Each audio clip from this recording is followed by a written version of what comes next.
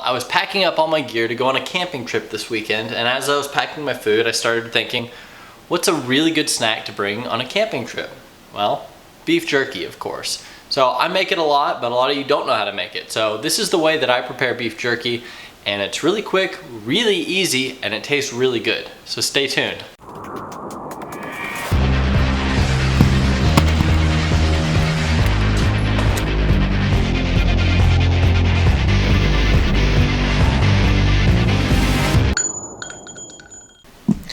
Alright folks, before you get started, there's a couple things that you're going to need. First, a food dehydrator. You can do it in an oven, but I recommend a dehydrator. It will make your life much easier.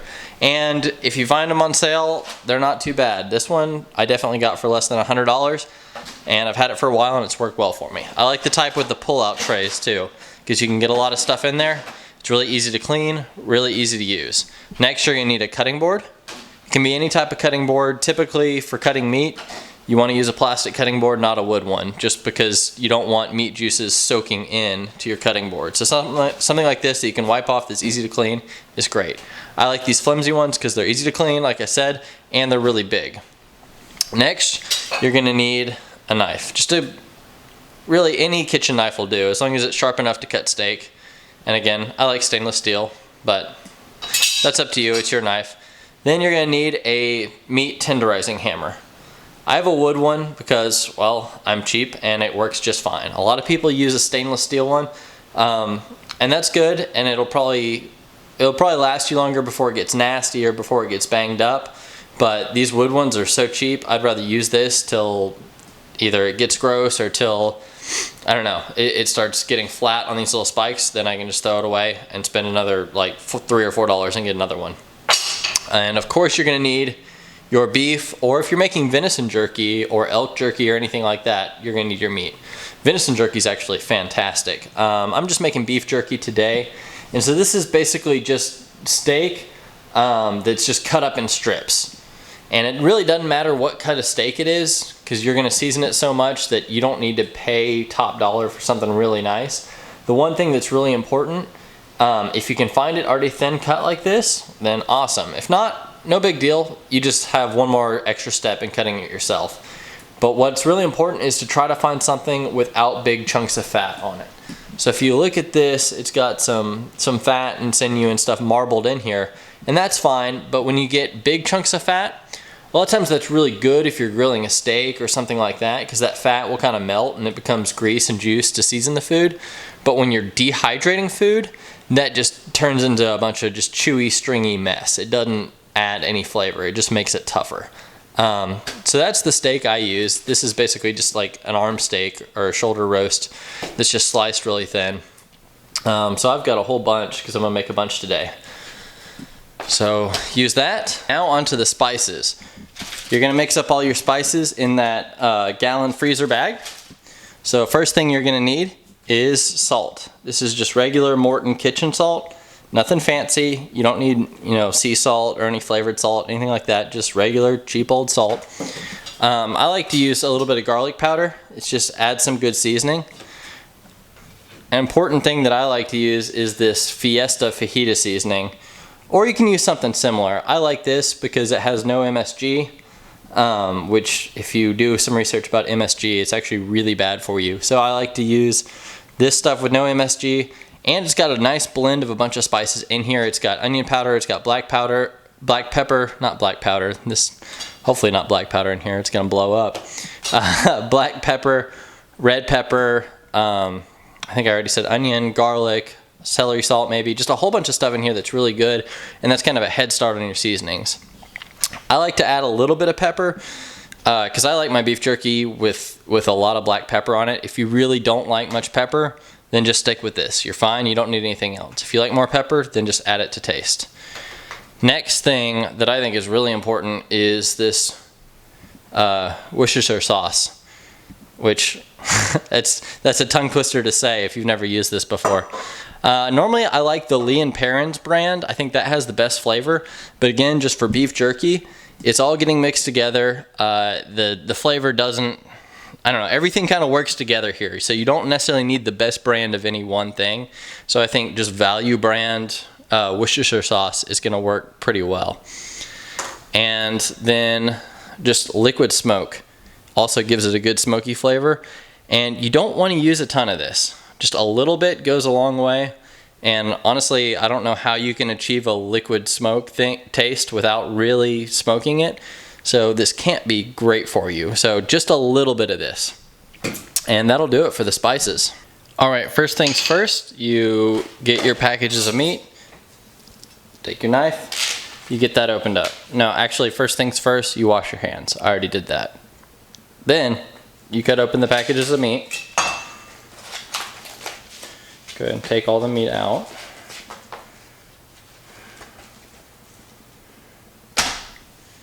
And then throw away these meat trays because obviously they're gonna get disgusting.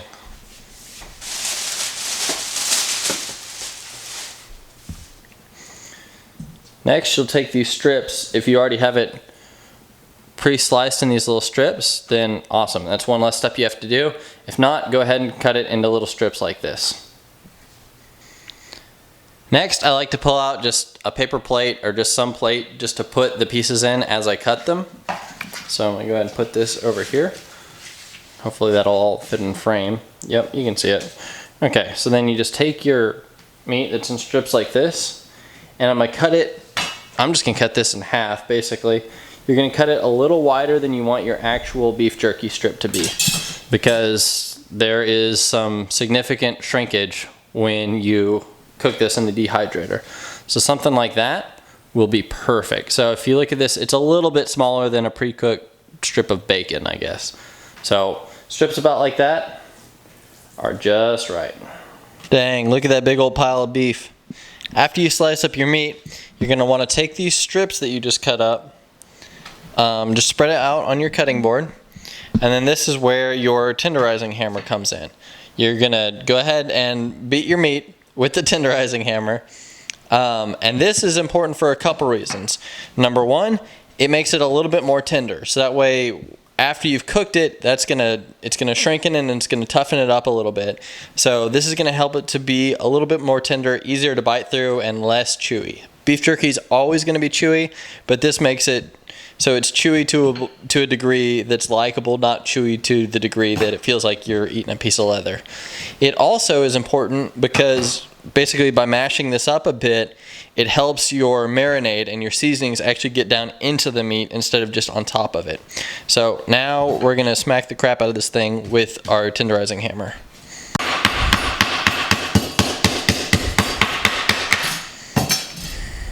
Alright, after you pounded your meat with the tenderizing hammer, you can let that kind of sit and move that aside because it's time to make our marinade. So you're going to take that gallon freezer bag that I mentioned earlier, and we're going to use that bag to start mixing up our spices. So the first thing I'm going to put in here is the fajita seasoning. And while I'm making this marinade, I'm not going to measure out anything. I'm just kind of eyeballing it.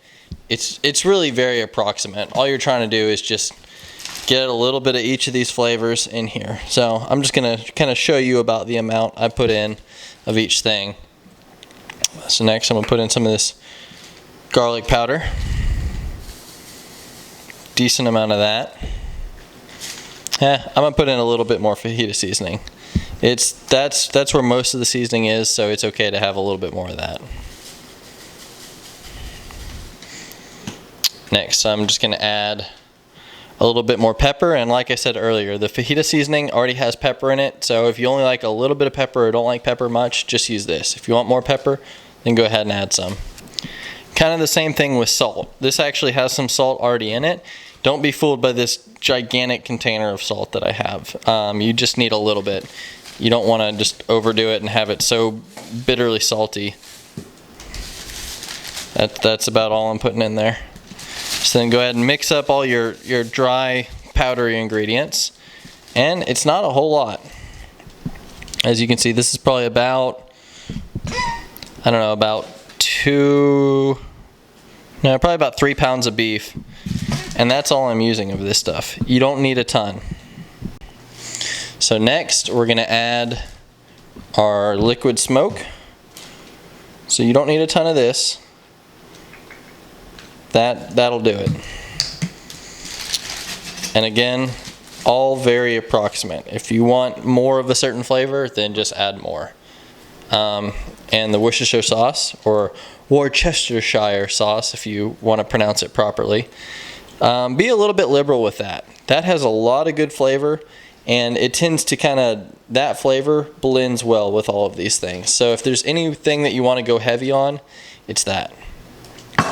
And next you're going to take this bag with all these ingredients, and normally you would think all that stuff would dissolve in the liquid, but the liquid really is just liquid smoke and Worcestershire sauce, so it's not going to blend very easily. Both of those are already very saturated, so you're going to add just a little bit of water. You don't want to add a lot of water because obviously the goal is to cook this by dehydration. So the more water you add, that's just the more water that you have to dry out of it. So that gives us a good start for our marinade. And then you're just going to take that, seal it up, and just shake it and mix it all together. And again, I've got probably about a half a cup of liquid, maybe a little bit more. You don't need a whole lot. So at this point, you've already taken care of your meat, you've got that ready to go. You've taken care of your marinade, you've got that ready to go. So now you just combine them. And again, nothing fancy, nothing really to this at all.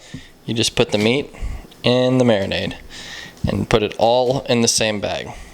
After you've got all the meat in the bag, I like to just squeeze all the air out of it and go ahead and seal it up. And now you'll see the marinade in there, but like I said earlier, it's not a whole lot. If you're used to using a marinade to cook steaks or cook chicken or anything like that, you're probably used to using a whole lot of marinade.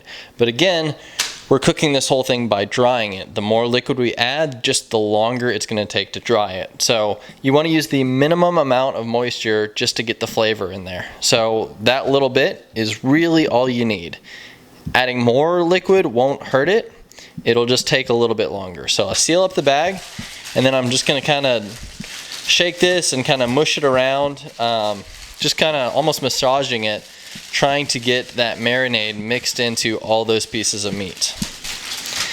At this point, I'm now going to take this bag, put it in the fridge, and let it marinate for just a couple hours. The longer you let it marinate, the more that flavor will sink in, but usually when you're doing this, you don't have a ton of time. So I'd say give it at least an hour and a half, 2 hours.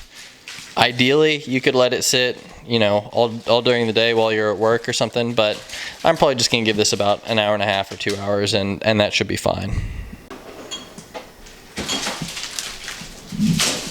So now you are done with all this stuff. You're done with your cutting board, you're done with all your spices, you're done with your knife, you're done with the tenderizing hammer, and you're definitely done with this plate that had raw meat on it. So throw that away and go ahead and clean up all this stuff.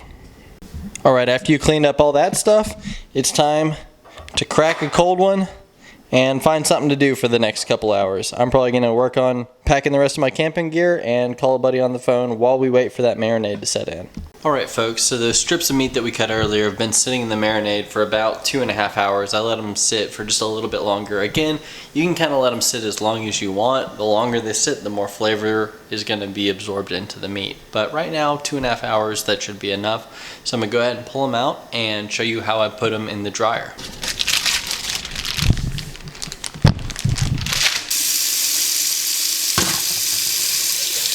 You can see some of the salt and some of the pepper and some of the seasoning kind of laid on the top there. So we're just going to take these strips and we're going to spread them out. And we're going to lay them over here in our dehydration tray. Now my trays are kind of long and narrow, so I found that when I cut the meat this way, it fits very well to just kind of go horizontally across the tray. And that also helps me fit a whole bunch of these strips across here and fill this up to its maximum capacity. So I'm going to go ahead and fill this up. Then after it's full, I'll kind of give you a heads up on where we go from there. Alright, so after you've finished laying out the last strips of meat on the trays, go ahead and close it all up. And then you'll go ahead and head over to the control panel of your food dehydrator. And this is where you'll find a whole lot of different settings. Mine's labeled different settings for fruits, for meats, for vegetables, for bread, different settings like that. If yours doesn't have that and it just has temperatures, you're going to generally want to use the high end of the temperature spectrum. So I think the highest mine goes is 155 degrees, so I'm basically turning it all the way up and turning it on. Now, for meats like beef jerky, it could take anywhere from 3 to about 8 hours. I think I've found about 6 to 7, kind of on the high end of that, tends to be about right for how I like the beef jerky. Now, you want it to be pretty high because ultimately what you're trying to do is you're trying to dry the meat and essentially cook it at a low temperature faster than it could go bad. So you want it to make sure to have significant heat and to be running basically as efficiently as possible. You want it to be drying quicker than it's going to possibly spoil. So usually the higher the heat on a dehydrator, the better. If you're doing this in an oven, you probably want to stick around. It may be the warm setting on your oven, or it may be one of the lower temperature settings. That'll probably be around 200 degrees or so, and that'll work just fine. Kind of the only difference there is you don't get the circulation of dry air flowing across the meat. You just kind of have one environment, so it may take a little bit longer, and your meat may actually brown more in the time it takes to dehydrate it. But it can be done in an oven. I just like the food dehydrator because, like I was saying, it moves a constant flow of air over the meat. So it's going to be dehydrating more than it's just going to be cooking. So it pairs the heat with the dry air together to dehydrate it effectively. So this has only been dehydrating and cooking for about an hour, a little over an hour, but it smells amazing. My whole house smells like delicious beef jerky. I smell the little bit of garlic, I smell the black pepper, I smell the Worcestershire sauce, just an awesome blend of smells. So let's take a look and see kind of what it's looking like right now. So you can tell we're definitely making progress. It's starting to look more like beef jerky, but still got quite a bit of drying to do. Alright folks, the dehydrator ran for a couple more hours, so it cooked for about 6 hours total, and that tends to be about right. Now, note the cooking time will differ quite a bit. It depends on how thick you cut the meat, how many strips you have in there, stuff like that. So there's no exact right number on the cooking time. So that's kind of just up to you to kind of watch and manage that and basically stop it when it looks right. And it looks right when there's no moisture, there's no pinkness to the meat, basically when it looks like beef jerky that you would buy in the store. So this thing is run for about 6 hours. Looks to be good right now, so let's go ahead and take a look, and then we'll kind of unpack it and bag it up. Alright, that turned out great. Alright, so we're going to go ahead and pack it up just in another one of these gallon freezer bags. If you have a vacuum sealer, that's an awesome option for long-term storage, but it's not necessary. I'm going on a camping trip this weekend, so I'm going to go ahead and pack it up just in one of these.